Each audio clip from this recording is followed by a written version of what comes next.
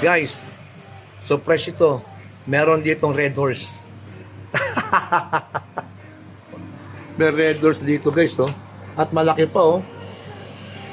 San Miguel din, meron dito. Diba? Talaga guys, oh, may Red Horse dito. Ibig sabihin yung mga Vietnamese, they like Red Horse. 26 lang siya. San Miguel. Dito sa Heineken. Meron din mga international beer. Heineken. Confirm. Ito, ang Coke 13,000, Pocari Sweat 16,000. Ang aming bill guys, so 149,000 para kang bumili na sa NMAX. Magkano? 149. Meron pa ritong paan ng manok, oh. With honey. With honey pa. Honey flavor. Imagine nyo, samantalang sa Philippines. Mandarin Sky, isang plato yan. Dito guys, nakaano siya, oh. Di ba, paan ng manok, oh. Nakatingi-tingi. Ang problema, kaliwa o kanan to. Hindi alam kung paano. They also have Gatorade na Vietnamese ang ano, ang kanyang letra. Siyempre, meron silang Pocari Sweat. Yan, oh. Vietnamese din. Song Yong Bong Song Ayon. Yun guys, so sumakay kami ng electric car yung kulay blue. Oo. Si Kuya, alam niyo yung Lagila Hotel. Our taxi driver. Electric car.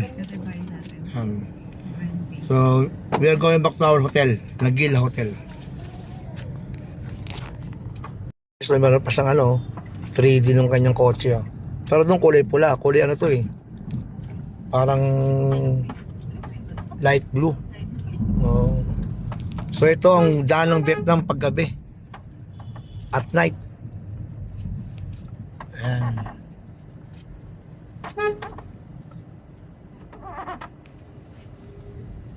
Mga scooter. Saka lahat dito nakaano sa parang corporate pa, no? Dito yung mga motor guys, mula kahapon tumitingin-tingin ako, wala silang mga naka big bike. Puro mga ano, scooter. Ayan, no? Ayan, no? Puro scooter. Wala pa lang ito mga big bike dito. May mga Dominar, wala. Mga CB650.